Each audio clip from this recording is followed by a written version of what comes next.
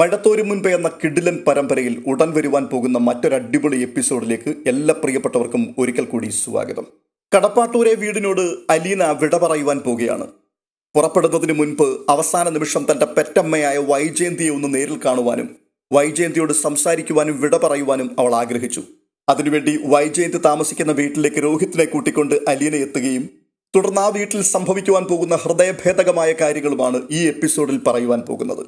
അതിനു മുൻപായി വളരെ പ്രധാനപ്പെട്ട മറ്റൊരു കാര്യം ഓർപ്പിക്കുന്നത്, ഈ ചാനൽ ഇതുവരെയും നിങ്ങൾ സബ്സ്ക്രൈബ് ചെയ്തിട്ടില്ല എങ്കിൽ ദയവായിട്ടൊന്ന് സബ്സ്ക്രൈബ് ചെയ്യുവാൻ ഓർപ്പിക്കുന്നു.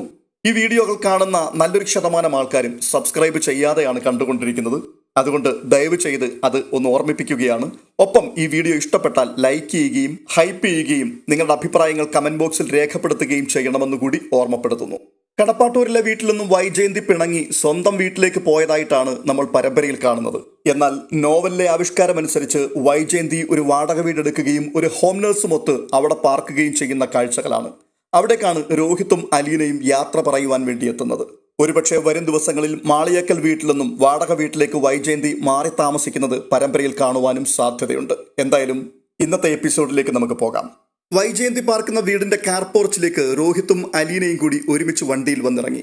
തുടർന്ന് രോഹിത്ത് ചെന്നിട്ട് സിറ്റൗട്ടിൽ കയറി കോളിംഗ് ബെൽ അടിക്കുന്നുണ്ട്. അലീന പിൻപിൽ കാത്തുനിന്നു. വൈജയന്തിയുടെ ഹോം നേഴ്സ് വന്ന് വാതിൽ തുറന്നു. രോഹിത്തിന്റെ കൂടെ അലീനയെ കണ്ടപ്പോൾ അവർ തെല്ലൊന്ന് അമ്പരന്നതുപോലെ തോന്നിപ്പിച്ചു. ഹോസ്പിറ്റലിൽ അലീന ചെന്നപ്പോഴൊക്കെ വൈജയന്തി അവളുടെ നേർക്ക് തട്ടിക്കയറുന്നത് ഹോം നേഴ്സ് കണ്ടിട്ടുണ്ട്. രോഹിത്ത് അവരോട് ചോദിക്കുകയാണ്, അമ്മ എവിടെ? അമ്മ അകത്തുണ്ട്, എക്സർസൈസ് ചെയ്തുകൊണ്ടിരിക്കുകയാണ് കാലിന്. ആഹാ, അതൊക്കെ രാവിലെ ചെയ്യേണ്ടതല്ലേ? ഇന്ന് എഴുന്നേൽക്കാൻ അല്പം വൈകി. ഓയിൽ മസാജ് ചെയ്ത് ആവി പിടിച്ചിട്ട് വേണം വ്യായാമങ്ങളൊക്കെ ചെയ്യുവാൻ. ഞങ്ങൾ പുറത്ത് വെയിറ്റ് ചെയ്യണോ അതോ അകത്തേക്ക് പ്രവേശിക്കാമോ? അല്ല, മാഡത്തിന്റെ മോനല്ലേ, എന്തിനാ ഇങ്ങനെയൊക്കെ ചോദിക്കുന്നത്? അകത്തോട്ട് വരാമല്ലോ. ഓ താങ്ക്സ്. ഇത് പറഞ്ഞുകൊണ്ട് രോഹിത്ത് അകത്തേക്ക് കയറുവാൻ തുടങ്ങുമ്പോൾ ഒരനിഷ്ടത്തോടു കൂടി അവർ വീണ്ടും പറയുകയാണ്, പക്ഷേ ഈ പെണ്ണിനെ അകത്തേക്ക് കയറ്റിയാൽ മാഡം ദേഷ്യപ്പെട്ടേക്കും. കാരണം ഇതിനു മുമ്പ് ഹോസ്പിറ്റലിൽ ഈ കുട്ടി വരുമ്പോൾ അവിടെ വെച്ച് മാഡത്തിന്റെ സ്വഭാവങ്ങളൊക്കെ ഞാൻ കണ്ടിട്ടുള്ളതാണ്. അപ്പോൾ രോഹിത്ത്, ഞാൻ മാഡത്തിന്റെ മോനാണെങ്കിലേ ഇത് മാഡത്തിന്റെ മോളാണ്.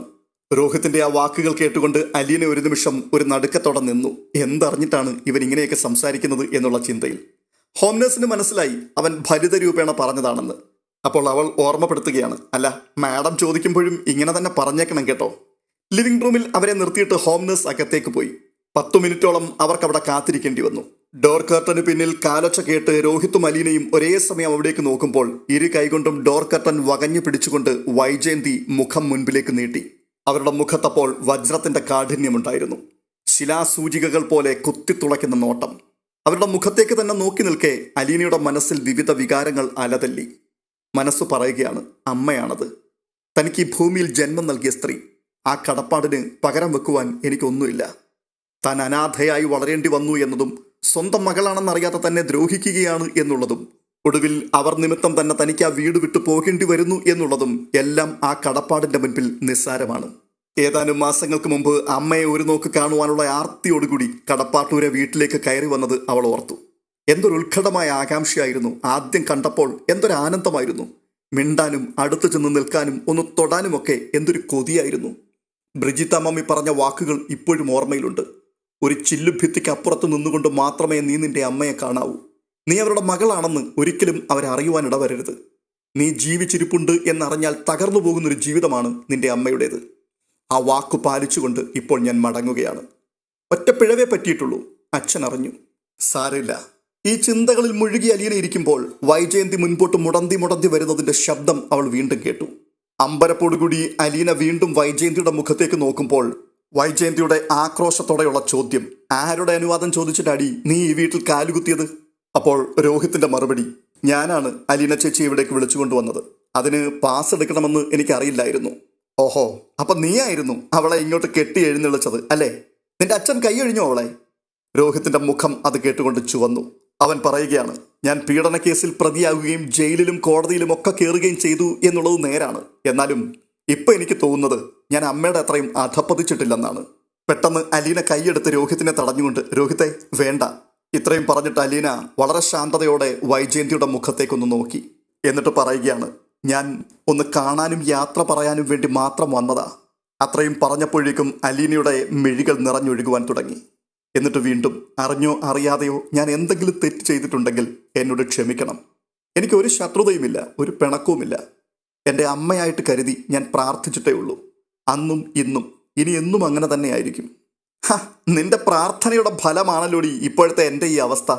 നീ എൻ്റെ കുടുംബം കുളം തോണ്ടാൻ വേണ്ടി വന്നവളല്ലേടി. നീ എൻ്റെ കുടുംബത്തിൽ കാലുകുത്തിയ ശേഷം ദുർവിധിയുടെയും ദുരിതങ്ങളുടെയും വിളയാട്ടമല്ലായിരുന്നോടി നാശം പിടിച്ചവളെ അവിടെ സംഭവിച്ചത്. ഇത്രയൊക്കെ വരുത്തിക്കൂട്ടി ശാപം കിട്ടിയ വീട് പോലെ ആക്കിയിട്ട് നീ ഇപ്പം യാത്ര പറയാനും ക്ഷമ ചോദിക്കാനും വന്നിരിക്കുന്നു. ചെയ്യേണ്ടതൊക്കെ നീ ചെയ്തു, കിട്ടേണ്ടതൊക്കെ നിനക്ക് കിട്ടുകയും ചെയ്തു. ഇനിയിപ്പോൾ പോയാൽ മതി നിനക്ക്, അല്ലേടി? അത് കേട്ടുകൊണ്ട് നിറമിഴികളോടുകൂടി അലീന പറയുകയാണ്, മനസ്സറിഞ്ഞ് ഞാൻ ഒരു ദ്രോഹവും ചെയ്തിട്ടില്ല. എൻ്റെ കുടുംബം പോലെ തന്നെയാണ് കരുതിയത്. എൻ്റെ അച്ഛനെയും അമ്മയെയും പോലെ, എൻ്റെ അനുജനെയും അനുജത്തിമാരെയും പോലെ. അപ്പോഴേക്കും അലീന വിതുമ്പിപ്പോയി. നീ കൂടുതലൊന്നും വിസ്തരിക്കണ്ടടി, എനിക്കെല്ലാം മനസ്സിലായി. ഇറങ്ങിപ്പൊയ്ക്കോണം എൻ്റെ കണ്ണിൻ്റെ മുമ്പിൽ നിന്ന്. അത്രയും കേട്ടപ്പോഴേക്കും രോഹിത് അലീനയുടെ കൈത്തണ്ടയിൽ കയറി പിടിച്ചു. എന്നിട്ട് പറയുകയാണ്, തൃപ്തിയായില്ലേ? വാ.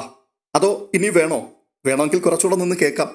ഇത്രയും പറഞ്ഞുവെങ്കിലും ആ കയ്യിൽ നിന്നും പിടിവിടാതെ അലീനയെയും പിടിച്ചുകൊണ്ട് അവൻ പിന്തിരിഞ്ഞു നടന്നു. പിന്നിൽ നിന്നുകൊണ്ട് വൈജയന്തി പല്ല് കടിച്ച് ചീറുന്നത് കേൾക്കാമായിരുന്നു ആ സമയത്തും. എൻ്റെ മരണം വരെ നിന്നോട് ഞാൻ ക്ഷമിക്കില്ലടി. നീ എന്നോട് ചെയ്തതൊന്നും ഞാൻ മറക്കുകയുമില്ല. അത് കേട്ടുകൊണ്ട് അലീന തിരിഞ്ഞു നോക്കുവാൻ ഭാവിച്ചെങ്കിലും രോഹിത് അവളെ ശക്തിയോടെ വലിച്ച് സിറ്റ് ഔട്ടിലേക്ക് ഇറക്കി. തുടർന്ന് ഭിത്തികൾ കുലുങ്ങുമാറി ശക്തിയോടെ വാതിൽ അവൻ വലിച്ചടയ്ക്കുകയും ചെയ്തു. അലീനയും കൊണ്ട് വണ്ടിയുടെ അരികിലേക്ക് വന്നിട്ട് അവൻ ദേഷ്യത്തോടെ പറയുകയാണ്, നാണമില്ലല്ലോ, കരഞ്ഞു പിഴിഞ്ഞിറങ്ങി പോന്നിരിക്കുന്നു. ഞാൻ ഓർത്തത് പോകുന്ന പോക്കിന് അമ്മയുടെ അടുത്ത് 4 ഡയലോഗ് പറയാനായിരിക്കുമെന്ന്. കഷ്ടം. രോഹിത് വണ്ടിയിലേക്ക് കയറി. അലീന ഷാളുകൊണ്ട് കണ്ണും മുഖവും ഒപ്പിയിട്ട് അവനോടൊപ്പം വണ്ടിയിൽ കയറി. അവർ കടപ്പാട്ടൂരിലെത്തിയപ്പോൾ ബാലചന്ദ്രമേനോൻ അക്ഷമനായി നിൽക്കുകയാണ്. പോകുവാനുള്ള സമയം വൈകുന്നു. ആരും ഇവിടെ ബ്രേക്ക്ഫാസ്റ്റ് കഴിച്ചിട്ടില്ല. കൃഷ്ണജയും ബബിതയും സ്കൂളിൽ പോയിട്ടുമില്ല. ശോകമുഖമായൊരു അന്തരീക്ഷത്തിൽ ആർക്കും താല്പര്യമില്ലാത്തൊരു ചടങ്ങ് പോലെ എല്ലാവരും പ്രഭാത ഭക്ഷണത്തിന് വേണ്ടി ഒരുമിച്ചിരുന്നു. അലീന എല്ലാവർക്കും വിളമ്പിക്കൊടുത്തും കഴിക്കാൻ ഓരോരുത്തരെ നിർബന്ധിച്ചും കഴിയുന്നത്ര പ്രസന്നത പ്രകടിപ്പിക്കുവാൻ ശ്രമിച്ചു. ആരും പരസ്പരം സംസാരിക്കാത്തതിൻ്റെ വീർപ്പുമുട്ടൽ അകറ്റുവാൻ വേണ്ടി അലീന ഇടയ്ക്ക് ചോദിക്കുകയാണ്, അല്ല, കൃഷ്ണമോളും ബബിതയും ഇന്ന് ക്ലാസ്സിൽ പോന്നില്ലേ? അതിൻ്റെ മറുപടിയായിട്ട് ബബിത മൂർച്ചയോടുകൂടി അലീനയുടെ മുഖത്തേക്കൊന്ന് നോക്കി. എന്നിട്ട് പറയുകയാണ്, ഇവിടുത്തെ സെർവൻറ്റിനെ കെട്ടുകെട്ടിക്കുന്ന ദിവസമല്ലേ? പഠിച്ച പണി 18 പയറ്റിയിട്ടും പോവാതെ അള്ളിപ്പിടിച്ച് കിടക്കുമല്ലായിരുന്നോ ഇത്രയും നാളും? പടിയടച്ച് പുറത്താക്കുന്നതിൻ്റെ ആഘോഷമായിട്ട് ഇന്നൊരു ദിവസത്തേക്ക് ഞങ്ങൾ അങ്ങ് അവധി പ്രഖ്യാപിച്ചിരിക്കുകയാണ്. അത്രയും കേട്ടപ്പോഴേക്കും മനുശങ്കർ ഒരു പുഞ്ചിരിയോടുകൂടി, പിന്നല്ല. അപ്പോൾ മനുശങ്കറിന്റെ മുഖത്ത് നോക്കി വീണ്ടും ബബിത ചോദിക്കുകയാണ്, അല്ല, മനുവേട്ടനും ഇത് ആഘോഷിക്കാൻ വേണ്ടിയല്ലേ ബാംഗ്ലൂരിൽ നിന്ന് അവധിയെടുത്ത് ഇവിടം വരെ എത്തിയത്? അതൊരു വല്ലാത്ത ചോദ്യമായി പോയി. മനുശങ്കർ ജാള്യത മറയ്ക്കുവാൻ വേണ്ടി ഒരു ദോശയെടുത്ത് മുഖത്തിന് നേരെ പിടിച്ചു. ദോശയുടെ ഒരു അരികിലൂടെ ഇടം കണ്ണിട്ട് ബബിതയുടെ മുഖത്തേക്കൊന്ന് നോക്കി. അപ്പോൾ ബബിത വീണ്ടും, അതെ, ഈ കാണിക്കുന്നത് ഞാൻ ചോദിച്ച ചോദ്യത്തിന്റെ ഉത്തരമല്ല കേട്ടോ. അല്ലെങ്കിൽ തന്നെ കൊല്ലപ്പള്ളിക്കാരൻ എന്താ കടപ്പാട്ടൂരെ സെർവന്റിനെ പിരിച്ചുവിടുന്നെടുത്ത കാര്യം? അത്രയും കേട്ടപ്പോൾ ബാലചന്ദ്രമേനോൻ പറയുകയാണ്, അതെന്തായാലും കലക്കി. അപ്പോൾ മനുശങ്കർ വീണ്ടും, കടപ്പാട്ടൂരെ സെർവന്റ് ആകുന്നതിന് മുൻപേ അലീന കൊല്ലപ്പള്ളി മാളിക വീട്ടിൽ 2 ആഴ്ച ജോലിക്കായി നിന്നിട്ടുണ്ട്. ഓ, അത് മറക്കാൻ പറ്റാത്തൊരു ബന്ധമാണല്ലോ അല്ലേ? ബബിത വിട്ടുകൊടുക്കാൻ തയ്യാറില്ല. അപ്പോൾ മനുശങ്കർ വീണ്ടും പറയുകയാണ്, എൻ്റെ മുത്തശ്ശിയെ കുറെ നാൾ പൊന്നുപോലെ നോക്കിയ പെൺകുട്ടിയല്ലേ? അപ്പോൾ മറക്കുന്നത് നന്ദി കേടാവില്ലേ? അവരുടെ ഈ സംസാരങ്ങളൊക്കെ കേട്ടിട്ട് ദുഃഖഭാവത്തോടുകൂടി ആരുടെയും മുഖത്ത് നോക്കാതെ ഭക്ഷണത്തിലേക്ക് തന്നെ നിറകണ്ണുകളോടെ ദൃഷ്ടികളൂന്നി അലീന അങ്ങനെ മൗനമായിരിക്കുകയാണ്. അപ്പോൾ മനുശങ്കറിന്റെ മുഖത്ത് നോക്കി വീണ്ടും ബബിതയുടെ അടുത്ത കമന്റ് വരികയാണ്, കൊല്ലപ്പള്ളി ഇനി ആരെങ്കിലും പൊന്നുപോലെ നോക്കാനുണ്ടോ ആവോ? ബുക്ക് ചെയ്തു വെച്ചു, മിക്കവാറും ആവശ്യം വന്നേക്കും. ബബിത കൂടെ തനിക്കെതിരെ ഒളിയം പെയ്യുകയാണ് എന്ന് മനസ്സിലാക്കിക്കൊണ്ട് മനുശങ്കർ ബാലേന്ദ്രമേനോന്റെ മുഖത്ത് നോക്കി ചോദിക്കുകയാണ്, അങ്കിളെ, ഇവളെന്താ ഇങ്ങനെയൊക്കെ സംസാരിക്കുന്നത്? ഒരുമാതിരി അർത്ഥം വെച്ച് എനിക്കൊന്നും മനസ്സിലാകുന്നില്ല കേട്ടോ. അപ്പോൾ ബാലചന്ദ്രൻ, അതിന് പ്രത്യേകിച്ച് അർത്ഥമൊന്നുമില്ലടാ. ഒരു സെർവൻ്റ് എന്ന് വെച്ചാൽ ഇന്നത്തെ കാലത്ത് കിട്ടാനില്ലാത്ത വർഗമല്ലേ? നല്ല ഭംഗിയായിട്ട് ജോലി ചെയ്യുന്ന ഒരു പെൺകുട്ടിയെ ആർക്കാണ് ആവശ്യമില്ലാത്തത്? അപ്പോൾ വീണ്ടും ബബിത, ആ പെൺകുട്ടിയെ കാണാനും കൂടി ഭംഗിയുണ്ടായാൽ ആൾക്കാർ കൂടും. സ്വഭാവം കൂടി നന്നായിരുന്നാൽ പിന്നെ പറയുകയും വേണ്ട. എന്തായാലും കള്ളക്കളി കൊള്ളാം. അച്ഛൻ്റെയും അമ്മാവൻ്റെയും മോൻ്റെയും കണ്ണടച്ച് പാല് കുടിക്കുന്ന കുറിഞ്ഞിപ്പൂച്ചയുടെയും. അത് കേട്ടുകൊണ്ട് പ്ലേറ്റ് നീക്കി വെച്ചിട്ട് മനുശങ്കർ, ഞാൻ നിർത്തി, വയറ് നിറഞ്ഞങ്കിളെ. ഇത് പറഞ്ഞിട്ട് അവൻ അലീനയുടെ നേർക്കൊന്ന് പാളി നോക്കി. വൈവശ്യമാണോ, ധർമ്മസങ്കടമാണോ, ഗൂഢാനന്ദമാണോ, എന്താണ് ആ മുഖത്തെ ഭാവമെന്ന് തിരിച്ചറിയുവാൻ കഴിയുന്നില്ല. എന്തായാലും വിരസവും നിർജ്ജീവമായിരുന്ന ഭക്ഷണം കഴിക്കൽ പ്രക്രിയ ബബിത കാരണം ഒരു ഉണർവുണ്ടായി. ഭക്ഷണത്തിന് ശേഷം അലീനയും കൃഷ്ണജയും കൂടി കിച്ചണിൽ പാത്രങ്ങൾ ധൃതി വെച്ച് കഴുകിക്കൊണ്ടിരിക്കെ ബാലചന്ദ്രമേനോൻ ഒരു ടെക്സ്റ്റൈൽ ക്യാരി ബാഗുമായി അങ്ങോട്ട് വന്നു. എന്നിട്ട് അലീനയുടെ നേർക്ക് നീട്ടിക്കൊണ്ട് പറയുകയാണ്, ഇതാ, ഇത് നിനക്കിട്ടുകൊണ്ട് പോകാനുള്ള ഡ്രസ്സാണ്. അയ്യോ അച്ഛാ, ഞാൻ രാവിലെ തന്നെ ഡ്രസ്സ് മാറിയിരുന്നല്ലോ. സാരമില്ല, ഒന്നുകൂടെ ചേഞ്ച് ചെയ്തു, എന്നിട്ട് മുകളിലേക്ക് വാ. ഇത്രയും പറഞ്ഞിട്ട് ബാലചന്ദ്രമേനോൻ വേഗം മുകളിലേക്ക് നടന്നു കയറിപ്പോയി. പെട്ടെന്ന് തന്നെ അലീനയുടെ കയ്യിൽ നിന്നും ക്യാരി ബാഗ് പിടിച്ചു പറിച്ചുകൊണ്ട് കൃഷ്ണജ പറയുകയാണ്, അല്ല ഞാനൊന്ന് നോക്കട്ടെ അച്ഛൻ്റെ സമ്മാനങ്ങൾ എന്തൊക്കെയാണെന്ന്. ഇത് പറഞ്ഞുകൊണ്ട് അവൾ കവർ തുറന്നു. എന്നിട്ട് പെട്ടെന്നൊരു അമ്പരപ്പോട് കൂടി, ഭഗവാനെ, ഇടിമിന്നലിന്റെ സാരിയാണല്ലോ. ആ പറഞ്ഞത് കൃത്യം ഉപമയാണെന്ന് അലീനയ്ക്കും തോന്നി. അത്രയ്ക്ക് പകിട്ടുണ്ടായിരുന്നു ആ സാരിക്ക്.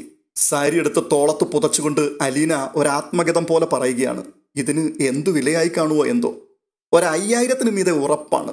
ഇത് പറഞ്ഞുകൊണ്ട് സാരിക്കുള്ളിലുണ്ടായിരുന്ന ബ്ലൗസ് എടുത്ത് അലീനയുടെ കയ്യിലേക്ക് അവൾ വെച്ചു കൊടുത്തു. ദൈവമേ, തയ്ച്ച ബ്ലൗസും ഉണ്ടോ?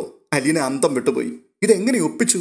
അപ്പോൾ കൃഷ്ണജ, അളവ് ബ്ലൗസ് അലീന ചേച്ചി അറിയാതെ എടുത്തു കൊടുത്തത് ഞാനാണ്. സാരി മേടിക്കുന്നുണ്ടെന്ന് അച്ഛൻ എന്നോട് പറഞ്ഞായിരുന്നു. കള്ളി, അപ്പൊ രണ്ടുപേരും കൂടി നടത്തിയ കള്ളത്തരമായിരുന്നു അല്ലേ? ബാലചന്ദ്രമേനോൻ മുകളിലത്തെ മുറിയിൽ തന്നെ കാത്തു നിൽക്കുകയാണ് എന്നറിയാവുന്ന അലീന ആ സാരിയും ധരിച്ചുകൊണ്ട് വേഗത്തിൽ മുകളിലേക്കെത്തി. ആ വേഷത്തിൽ അലീനയെ കണ്ടുകൊണ്ട് അമ്പരപ്പോടുകൂടി ബാലചന്ദ്രമേനോൻ പറയുകയാണ്, ഈ വെളിച്ചത്തിലേക്ക് നീ ഒന്ന് മാറി നിന്നേ, ഞാൻ ശരിക്കൊന്ന് കാണട്ടെ. അലീനയ്ക്ക് ലജ്ജയായി. നാണിച്ച പുഞ്ചിരിയോടെ അവൾ അങ്ങനെ നിൽക്കുന്നത് കണ്ട് ബാലചന്ദ്രമേനോൻ വീണ്ടും പറയുകയാണ്, നിനക്കിത് നന്നായി ചേരുന്നുണ്ട് കേട്ടോ. അപ്പോൾ അലീന, പക്ഷെ അച്ഛാ, എനിക്ക് ഇത്രയും വിലപിടിപ്പുള്ളതൊന്നും വേണ്ടായിരുന്നു. ആ പൈസ ഉണ്ടായിരുന്നെങ്കിൽ. പൈസ ധാരാളമുള്ള ഒരിടത്തേക്കാണ് നിന്നെ ഇനി ഞാൻ കൊണ്ടുപോകാൻ പോകുന്നത്. അങ്ങനെയുള്ളപ്പോൾ അതിന് ചേർന്ന വിധത്തിൽ വേണ്ടേ നിന്നെ ഞാൻ അവിടേക്ക് അയക്കുവാൻ. ഇത് പറഞ്ഞിട്ട് ബാലചന്ദ്രമേനോൻ മേശപ്പുറത്തിരുന്ന ആഭരണപ്പെട്ടി തുറന്നു. എന്നിട്ട് പറയുക, ഇങ്ങടുത്തുവാ. അലീന ബാലചന്ദ്രന്റെ അരികിലേക്ക് മെല്ലെ നടന്നെടുത്തു. ബാലചന്ദ്രമേനോൻ സ്വർണ്ണാഭരണങ്ങൾ ഓരോന്നായി എടുത്ത് അവളെ അണിയിച്ചു. കാതിൽ ചെമപ്പ് കല്ലു പതിച്ച സ്റ്റഡ്സ്, കഴുത്തിൽ എമറാൾഡ് പതിപ്പിച്ച നെക്ലസ്, 2 കൈകളിലുമായി 6 സ്വർണ്ണ വളകൾ, ഇടത് കൈയുടെ നടുവിരലിലും അണിവിരലിലും മോതിരം, പാദസരങ്ങൾ, പിന്നെ ഒരു കൊച്ചു മൂക്കുത്തിയും. അവയോരോന്നും ബാലചന്ദ്രമേനോൻ അലീനയുടെ ശരീരത്തിലേക്ക് അണിഞ്ഞു കൊടുക്കുമ്പോൾ അവളുടെ മിഴികളിൽ നിന്ന് ഓരോ തുള്ളി കണ്ണുനീർ ഇടവിട്ടിടവിട്ട് തുളുമ്പി വീണുകൊണ്ടായിരുന്നു. ഇതിനിടയിൽ അലീന പറയുകയാണ്, എനിക്ക് ഇതൊന്നും വേണ്ടായിരുന്നു അച്ഛാ, അച്ഛൻ്റെ സ്നേഹം മാത്രം മതി. അത്രയും കേട്ടപ്പോഴേക്കും ബാലചന്ദ്രമേനോന്റെയും കണ്ണുകൾ നിറഞ്ഞു. ഖണ്ഡമിടറിക്കൊണ്ട് അയാൾ പറയുകയാണ്, പോരാ മോളെ, നീ ഒരു വേലക്കാരിയായിട്ടാണ് ഈ വീട്ടിലേക്ക് വന്നത്. പക്ഷേ എൻ്റെ മകളായിട്ടാണ് നീ ഇവിടുന്ന് തിരിച്ചു പോകുന്നത്. ഞാൻ എൻ്റെ മകളെ അന്തസ്സോടെ മാത്രമേ യാത്ര അയക്കൂ. അത് കേട്ടുകൊണ്ട് അലീന ഒരു തേങ്ങലോടെ ബാലചന്ദ്രമേനോന്റെ തോളത്തേക്ക് മെല്ലെ തല ചായ്ച്ചു. ബാലചന്ദ്രമേനോൻ അവളെ ആശ്ലേഷിച്ച് നെറുകയിൽ ഒരു ചുംബനവും നൽകി. തുടർന്ന് അയാൾ മേശ തുറന്ന് ഒരു കവറെടുത്ത് അത് അവളുടെ കയ്യിൽ വെച്ചു കൊടുത്തു. എന്നിട്ട് പറയുകയാണ്, രൂപയൊന്നും അല്ല ഇതിനകത്ത്, രൂപ നിനക്ക് ഞാൻ തരില്ല. ഇത് നിന്റെ പാസ്ബുക്കും ചെക്ക് ബുക്കുമാണ്, അത് നീ സൂക്ഷിച്ചു വെച്ചാൽ മതി. അപ്പോൾ അലീന ചോദിക്കുകയാണ്, കണക്കെല്ലാം തീർത്ത് എന്നെ പറഞ്ഞയക്കുകയാണ് അല്ലേ? കുറച്ചു കാലം കഴിയുമ്പോൾ എന്നോടുള്ള സ്നേഹം കൂടി ഇല്ലാണ്ടാവുമോ? അതിന് ബാലചന്ദ്രൻ ഒരു ചെറു പുഞ്ചിരിയോടുകൂടി പറയുകയാണ്, നമുക്ക് നോക്കാം സ്നേഹമില്ലാണ്ടാവുമോ എന്ന്. എന്തായാലും ചെല്ല്, എല്ലാവരോടും യാത്ര പറയണ്ടേ, നമുക്ക് വൈകാതെ ഇറങ്ങണം, താഴെ എല്ലാവരും നിന്നെ കാത്തു നിൽക്കുകയാണ്. അലീന അത് കേട്ടുകൊണ്ട് കണ്ണുകൾ തുടച്ചിട്ട് മുറി വിട്ടിറങ്ങി. രോഹിത്തിന്റെ മുറിയിലേക്ക് അവൾ ചെന്നപ്പോൾ അവൻ അവളെ പ്രതീക്ഷിച്ചിരിക്കുകയായിരുന്നു എന്ന് അവൾക്ക് മനസ്സിലായി. അലീനയുടെ ആടയാഭരണങ്ങൾ കണ്ട് രോഹിത് അമ്പരന്നുപോയി. ഒരു പെൺകുട്ടിയല്ല തൻ്റെ മുൻപിൽ നിൽക്കുന്നത്, നവോഢയെ പോലെ അണിഞ്ഞൊരുങ്ങിയ ഒരു യുവതി. അപ്പോൾ അലീന പറയുകയാണ്, അച്ഛൻ എനിക്ക് വാങ്ങിത്തന്നതാണ് ഇതെല്ലാം. ആ സ്വരത്തിൽ അഭിമാനത്തിന്റെ തിളക്കമുണ്ടായിരുന്നു. അലീനയെ അടിമുടിയൊന്ന് നോക്കിയതിനു ശേഷം വിഷാദം കലർന്നൊരു മന്ദഹാസത്തോടുകൂടി ഒറ്റ വാക്കിൽ രോഹിത് പറഞ്ഞു, കൊള്ളാം, നന്നായിട്ടുണ്ട്. തുടർന്ന് അവനൊരു സ്റ്റുഡിയോ കവർ അവളുടെ നേരെ നീട്ടിക്കൊണ്ട് പറയുകയാണ്, നമ്മൾ എറണാകുളത്ത് പോയപ്പോൾ എടുത്ത ഫോട്ടോകളുടെ പെൻഡ്രൈവാണ്, ഇതിൽ കുറച്ചേറെ ഫോട്ടോകളുണ്ട്. അലീന ആ കവർ വാങ്ങി. തുടർന്നവൻ മേശപ്പുറത്തു നിന്നും ഒരു മഞ്ഞ പ്ലാസ്റ്റിക് കവറും കൂടി എടുത്ത് അവൾക്ക് കൊടുത്തു. ഇതെന്താ ഇതിനകത്ത് എന്ന് ചോദിച്ചുകൊണ്ട് അലീന അത് തുറക്കാൻ ഭാവിച്ചപ്പോൾ പെട്ടെന്ന് രോഹിത് തടഞ്ഞുകൊണ്ട് പറയുക, ഇപ്പൊ തുറക്കണ്ട, ഇതൊരു മൊബൈൽ ഫോണാണ്. അലീന ചേച്ചിക്ക് ഞങ്ങളെ വിളിക്കണമെന്ന് തോന്നുമ്പോൾ. അത്രയും പറഞ്ഞപ്പോഴേക്കും രോഹിത്തിന്റെ ഖണ്ഡമിടറി, വാക്കുകൾ മുറിഞ്ഞു. ഉടനെ നിറമിഴിയോടുകൂടി അലീന പറയുക, ഇതൊന്നും വേണ്ടായിരുന്നല്ലോ മോനെ, ചേച്ചിയല്ലേ എന്നോട് പറഞ്ഞത് ആങ്ങളമാര് പെങ്ങന്മാർക്ക് കൊടുക്കുന്ന സമ്മാനത്തിന് വലിയ വിലയുണ്ടെന്ന്. അത്രയും കേട്ടപ്പോഴേക്കും അലീന വിതുമ്പിപ്പോയി. അവൾ സ്നേഹാധിക്യത്തോടെ അവനെ ഒന്ന് നോക്കി. രോഹിത് അവളുടെ 2 കൈയും ചേർത്ത് പിടിച്ചുകൊണ്ട് ഗദ്ഗതത്തോടെ പറയുകയാണപ്പോൾ, ഞാൻ ഒരുപാട് ദ്രോഹിച്ചിട്ടുണ്ട്.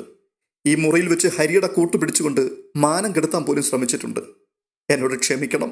ശോ, അതെല്ലാം കഴിഞ്ഞു പോയില്ലേടാ മോനെ, നീ എന്തിനാ അതൊക്കെ ഇപ്പോൾ ഓർപ്പിക്കുന്നേ? അലീന യാചനയുടെ ഭാവത്തിൽ രോഹിത്തിന്റെ മുഖത്തേക്ക് നോക്കുകയാണ്. എനിക്കതൊന്നും മറക്കാൻ പറ്റില്ല ചേച്ചി. ജയിലിൽ നിന്ന് ഇറങ്ങുമ്പോൾ ഞാനൊരു മനുഷ്യനൊന്നും അല്ലായിരുന്നു, മരിച്ചാൽ മതിയെന്ന് മാത്രമേ ഉണ്ടായിരുന്നുള്ളൂ. ചേച്ചിയാ എന്നെ കൈപിടിച്ച് എഴുന്നേൽപ്പിച്ചത്. ചേച്ചി തന്ന ധൈര്യത്തിലാ ഞാൻ ഇവിടം വരെ നടന്നെത്തിയത്. എനിക്ക് വേണ്ടി ചേച്ചി എന്തെല്ലാം സഹിച്ചു. വേദനിപ്പിച്ചവരോടെല്ലാം ക്ഷമ പറയണമെന്ന് ചേച്ചി എന്നോട് പറഞ്ഞു. ഞാനത് അനുസരിച്ചു. എന്നിട്ടും ചേച്ചിയോട് മാത്രം ഞാൻ ക്ഷമ പറഞ്ഞില്ല. സത്യത്തിൽ ചേച്ചിയോടല്ലായിരുന്നോ ഞാൻ ആദ്യം ക്ഷമ പറയേണ്ടിയിരുന്നത്?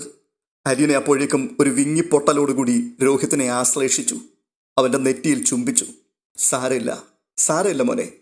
അവൾ അവൻ്റെ തോളത്ത് തട്ടി ആശ്വസിപ്പിച്ചു. എന്നോട് നീ ക്ഷമയൊന്നും പറയണ്ട. എനിക്കൊരു അനുജനെ കിട്ടിയല്ലോ, അത്രയും മാത്രം മതി എനിക്ക്. തുടർന്ന് അലീന അവൻ്റെ കവിൾത്തടം സാരി തലപ്പ് കൊണ്ട് ഒപ്പി മാറ്റി. നീ ഒരു ആൺകുട്ടിയല്ലേടാ, ഇങ്ങനെ നിന്ന് കരയാൻ കൊള്ളാമോ? ഇത് പറഞ്ഞുകൊണ്ട് സാരി തലപ്പ് കൊണ്ട് അവൾ അവളുടെയും കണ്ണുനീർ തുടച്ചു. എന്നിട്ട് വീണ്ടും രോഹിത്തിനോട് പറയുകയാണ്, ഞാനെല്ലാം ഉപേക്ഷിച്ചു പോവുകയല്ല. നമ്മൾ ഇനിയും കാണും, സംസാരിക്കും, അങ്ങോട്ടും ഇങ്ങോട്ടും ക്ഷേമാന്വേഷണമൊക്കെ നടത്തും. ഞാൻ നിങ്ങളുടെ കൂടെ ഉണ്ടെന്ന് തന്നെ അങ്ങ് വിചാരിച്ചാൽ മതി. ബബിതയെ നീ നന്നായിട്ട് കെയർ ചെയ്യണം കേട്ടോ. അവൾക്ക് സ്നേഹവും ശ്രദ്ധയും കൂടുതൽ വേണം. പിന്നെ അമ്മയെ ഒറ്റപ്പെടുത്തരുത്. അച്ഛന് അമ്മയോട് ക്ഷമിക്കാൻ കഴിയാത്ത പ്രശ്നങ്ങളുണ്ട്. മക്കളായ നിങ്ങൾ അറിയാത്തതായ കാര്യങ്ങളും ഉള്ളതുകൊണ്ടാണ് അച്ഛനൊന്നും പറയാത്തത്. അറിയാനുള്ള പക്വത എത്തിയെന്ന് തോന്നിയാൽ ഒരുപക്ഷെ പറയുമായിരിക്കും. അലീന ഒരു നിമിഷം നിർത്തി. തുടർന്ന് ഒരു നിമിഷത്തെ നിശബ്ദതയ്ക്ക് ശേഷം അവൾ ശബ്ദം താഴ്ത്തി പറയുകയാണ്, ഇനി ഞാൻ പൊയ്ക്കോട്ടേടാ. അവൾ അവനോട് യാത്രാമൊഴി ചൊല്ലുകയാണ്. അപ്പോൾ രോഹിത് വീണ്ടും, അലീന ചേച്ചിക്ക് എന്നോടായിട്ട് ഒന്നും പറയാനില്ലേ? പഠിക്കണമെന്നോ വഷളായി പോകരുതെന്നോ അങ്ങനെയൊന്നും? അലീന പുഞ്ചിരിച്ചുകൊണ്ട് അവൻ്റെ നെറ്റിയിൽ തലോടിക്കൊണ്ട് പറയുകയാണ്, നിന്നെ എനിക്കറിയാം. നീ ഇനി ഒരിക്കലും പിന്നോട്ട് പോവില്ല.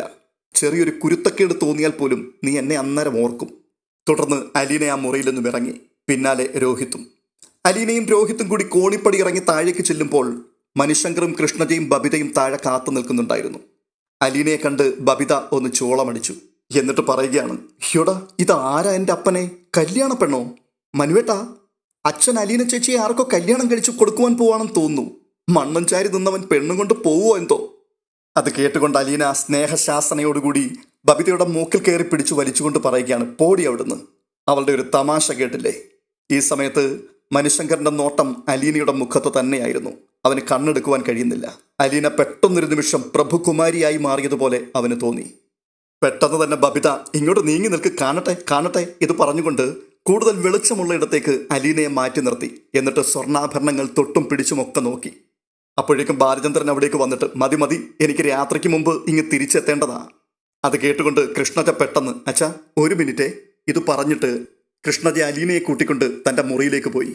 തുടർന്ന് അലമാരയുടെ ജുവൽ ലോക്കറിൽ നിന്നും ഒരു ലേഡീസ് വാച്ച് എടുത്ത് അവൾ അലീനയുടെ ഇടത് കൈത്തണ്ടയിൽ കെട്ടിക്കൊടുത്തു. അലീന ചേച്ചിക്ക് തരാൻ വേണ്ടി ഞാൻ വാങ്ങി വെച്ചിരുന്നതാ. അലീനയുടെ കണ്ണുകൾ വീണ്ടും നിറഞ്ഞു. ആനന്ദാശ്രുക്കളോടെ അവളെ കെട്ടിപ്പിടിച്ച് നെറുകയിൽ കവിൾ ചേർത്ത് ഉമ്മ വെച്ചു. മിടുക്കിയായിട്ട് പഠിക്കണം കേട്ടോ, അമ്മയെ അനുസരിക്കണം. അച്ഛൻ്റെ കാര്യങ്ങളൊക്കെ ഇനി നീയാ നോക്കേണ്ടത്. എല്ലാം ഞാൻ പറഞ്ഞിട്ടുണ്ടല്ലോ. ചേച്ചിയെ ഇനി എന്നാ കാണുന്നത്? കൃഷ്ണജയുടെ കവിളിൽ തടവിക്കൊണ്ട് അലീന പറയുകയാണ്, ഞാൻ വരുമ്പോളെ നമ്മൾ വീണ്ടും കാണും. ഇത് പറഞ്ഞിട്ട് കണ്ണുനീരോടുകൂടി അലീന കൃഷ്ണജയുടെ മുറിയിൽ നിന്ന് പുറത്തേക്കിറങ്ങി. അപ്പോഴേക്കും ബബിത ഒരു വലിയ ട്രോളി ബാഗ് വലിച്ചു കൊണ്ടുവന്ന് അലീനയുടെ മുൻപിൽ വെച്ചു. അലീന ചോദിക്കുകയാണ്, ഇതെന്താണ് ഇതിനകത്ത്? അതോ, അത് കുറച്ച് പഴംതുണിയാ. അച്ഛനൊരു പെട്ടി വാങ്ങിച്ചു അലീന ചേച്ചിക്ക് തരാൻ. അത് കാലിയായിട്ട് കിടക്കണ്ടല്ലോ എന്ന് ഞാനും അങ്ങ് കരുതി. അലീനയുടെ കണ്ണുകളിൽ വീണ്ടും നനവൂറി. സ്നേഹസമ്മാനങ്ങൾ കൊണ്ട് വീർപ്പ് മുട്ടിച്ചാണ് എല്ലാവരും തന്നെ യാത്രയയക്കുന്നത്. അലീന തൻ്റെ ബാഗും സൂട്ട് കേസും അടുക്കുവാൻ മുറിയിലേക്ക് ചെന്നു.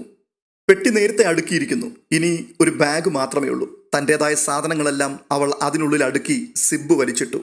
കണ്ണാടിയിൽ ഒന്നുകൂടി നോക്കി മുടിയൊക്കെ ചീകി ഒതുക്കുമ്പോൾ ആരോ മുറിയിലേക്ക് കടന്നതുപോലെ അലീന തിരിഞ്ഞു നോക്കി. മനുവേട്ടനാണ്. അവൻ അവളുടെ കണ്ണുകളിലേക്ക് പ്രണയ പാരവശ്യത്തോടെ നോക്കി. അനാഥയെപ്പോലെ വന്നവൾ സ്നേഹം കൊണ്ടും ക്ഷമ കൊണ്ടും ത്യാഗം കൊണ്ടും ഒരു കുടുംബം പിടിച്ചടക്കിയിട്ടും മടങ്ങുകയാണ്. ഇനി ഈ വീട്ടിൽ ഇവരുടെ ഹൃദ്യമായ പുഞ്ചിരിയില്ല. ശത്രുവിനെയും മിത്രമാക്കുന്ന സ്നേഹലോലമായ വാക്കുകളില്ല. പ്രശാന്ത സുന്ദരമായ ഈ അഴകിൻ്റെ തിളക്കവുമില്ല. മണിശങ്കറിൻ്റെ മനസ്സ് ശൂന്യമായി പോയതുപോലെ തോന്നി. മണിശങ്കർ ചോദിക്കുകയാണ്, എന്നെ മറക്കുവോ? അവൻ്റെ സ്വരത്തിൽ അഗാധമായ സങ്കടം കലർന്നിരുന്നു. അത് തിരിച്ചറിഞ്ഞുകൊണ്ട് അലീന പറയുക, ഇല്ല മനുവേട്ട, എവിടെയാണെങ്കിലും നീ എന്നെ വിളിക്കുവോ? വിളിക്കും. അത്രയും കേട്ടപ്പോഴേക്കും അവൻ അവളുടെ കൈകളിൽ സ്പർശിച്ചു. ഓരോ പുലർച്ചയ്ക്കും ഉറക്കമുണരുമ്പോൾ ആദ്യം മനസ്സിലെത്തുന്നത് നീയാണ്. ഓരോ രാത്രിയിലും ഉറക്കത്തിലേക്ക് കണ്ണടയുമ്പോഴും നിന്റെ മുഖം മാത്രമാണ്. ഇത് പറഞ്ഞുകൊണ്ട് മണിശങ്കർ അവളുടെ മുഖം കൈത്തലങ്ങളിൽ ഒതുക്കി നെറ്റിയിൽ ഒരു ഉമ്മ നൽകി. ആ ഒരു നിമിഷം അവളുടെ മിഴികൾ അർത്ഥനിമീലിതങ്ങളായി. അവൻ കൈകൾ മാറ്റി അവളെ ഒന്നുകൂടി നോക്കിയിട്ട് പിന്തിരിഞ്ഞു നടന്നു. അലീന ചുമരിലേക്ക് ചാരി നിന്ന് അടക്കി പിടിച്ച് തേങ്ങി. പിന്നെ കണ്ണു തുടച്ച് സ്യൂട്ട് കേസും ബാഗും എടുത്ത് പുറത്തേക്ക് വരുമ്പോഴേക്കും എല്ലാവരും സിറ്റ് ഔട്ടിലെത്തിയിരുന്നു. ബാലചന്ദ്രമേനോൻ കാറിന്റെ ഡിക്കി തുറന്നു. രോഹിത്തും മനുശങ്കറും കൂടി ലഗേജ് എടുത്ത് ഡിക്കിയിൽ വെച്ചു. അലീന ഒരിക്കൽ കൂടി എല്ലാവരെയും നോക്കി മൂകമായി യാത്രാമൊഴി നൽകി. പക്ഷെ ബബിതയെ മാത്രം അവിടെ കണ്ടില്ല. അലീന ചോദിക്കുകയാണ്, ബബിത എവിടെ? കൃഷ്ണതയാണ് മറുപടി പറഞ്ഞത്, മുറിയിലുണ്ട്. അലീന വീണ്ടും അകത്തേക്ക് കയറി മുറിയിലേക്ക് ചെന്ന് നോക്കിയപ്പോൾ ജനലരികെ ആരോടോ പിണങ്ങിയ മട്ടിൽ ബബിത നിൽക്കുകയാണ്. അലീന വീണ്ടും വിളിച്ചു, ബബിതേ, എന്താ നീ ഇവിടെ നിൽക്കുന്നേ? വേണ്ട, എനിക്ക് കാണണ്ട മോളെ. എന്നോട് യാത്ര പറയൊന്നും വേണ്ട, അങ്ങ് പോയാ മതി. അവൾ പുറം തിരിഞ്ഞ് തന്നെ നിൽക്കുകയാണ്. അലീന ഏതാനും നിമിഷം കൂടി നോക്കി നിന്നിട്ട് സങ്കടത്തോടുകൂടി തിരികെ നടന്നു. ഈ സമയത്ത് ബാലചന്ദ്രമേനോൻ കാർ സ്റ്റാർട്ട് ചെയ്ത് മുറ്റത്തേക്ക് ഇറക്കിയിട്ടിരുന്നു. അലീന ചെന്ന് കാറിൽ കയറി. കാറിൽ ഇരുന്നു കൊണ്ട് അവൾ മനുശങ്കറിനെയും കൃഷ്ണജയെയും രോഹിത്തിനെയും നോക്കി. ഒരു കരച്ചിൽ നെഞ്ചിൽ നിന്നും പിടഞ്ഞിറങ്ങി വരുന്നു. കൈയൊന്നുയർത്തുവാൻ മാത്രമേ അവൾക്ക് കഴിഞ്ഞുള്ളൂ. ഗേറ്റ് വരെ എല്ലാവരും കാറിന്റെ പിന്നാലെ ചെന്നു. കാർ റോഡിലേക്ക് ഇറങ്ങി. അലീന ഒരിക്കൽ കൂടി തിരിഞ്ഞു നോക്കി. ഗേറ്റിൽ രോഹിത്തും മനുവേട്ടനും കൃഷ്ണജയും അങ്ങനെ നോക്കി നിൽക്കുകയാണ്. അതിനിടയിൽ സിറ്റ് ഔട്ടിൽ തൂണിന്മേൽ പിടിച്ചു നോക്കി നിൽക്കുന്ന ബബിതയെയും അവൾ മിന്നായം പോലെ ഒരു നോക്ക് കണ്ടു. കയ്യിൽ ചുരുട്ടി പിടിച്ചിരുന്ന തൂവാല കൊണ്ട് കണ്ണുകൾ ഒപ്പിയിട്ട് അലീന ബാലചന്ദ്രമേനോന്റെ മുഖത്തേക്ക് നോക്കി. എന്നിട്ട് ചോദിക്കുകയാണ്, നമുക്ക് കൊല്ലപ്പള്ളിയിലൊന്ന് കയറാൻ പറ്റുവച്ചാ? എന്തിന്? അല്ല, മുത്തശ്ശിയെ കണ്ട് ഒരു വാക്കു പറഞ്ഞില്ലല്ലോ. ഏയ് വേണ്ട, അവിടെ ചെന്ന് എന്തിനാ മുഷിയുന്നേ? നിന്നെ അവർ വീട്ടിൽ കയറ്റിയില്ലെങ്കിലോ? തന്നെയുമല്ല, ഈ രൂപത്തിൽ നിന്നെ അവർ കാണാതിരിക്കുന്നതാ നല്ലത്. പൊന്നുകൊണ്ട് മൂടിയാണ് ബാലചന്ദ്രൻ വേലക്കാരിയെ പിരിച്ചയച്ചത് എന്ന് ദുരർത്ഥത്തിൽ പറഞ്ഞുകൊണ്ട് നടക്കും കമലേടത്തി. അത് ശരിയാണ് എന്ന് അലീനയ്ക്കും തോന്നി. കാറ് വീണ്ടും മെല്ലെ മുൻപോട്ട് നീങ്ങുകയാണ്. വൈകാരിക ആധിക്യത്താൽ നിറഞ്ഞു തുളുമ്പുന്ന ഈ എപ്പിസോഡ് നിങ്ങൾക്ക് ഇഷ്ടപ്പെട്ടു എന്ന് വിചാരിക്കുന്നു. ഇഷ്ടപ്പെട്ടിട്ടുണ്ടെങ്കിൽ വീഡിയോ ഒന്ന് ലൈക്ക് ചെയ്യുവാനും സബ്സ്ക്രൈബ് ചെയ്യുവാനും അപ്പോൾ തന്നെ നിങ്ങളുടെ അഭിപ്രായങ്ങൾ കമന്റ് ബോക്സിൽ മടിക്കാതെ എഴുതുവാനും മറക്കരുത്. അടുത്ത എപ്പിസോഡുമായി ഉടൻ തന്നെ എത്താം. അതുവരേക്കും ബൈ.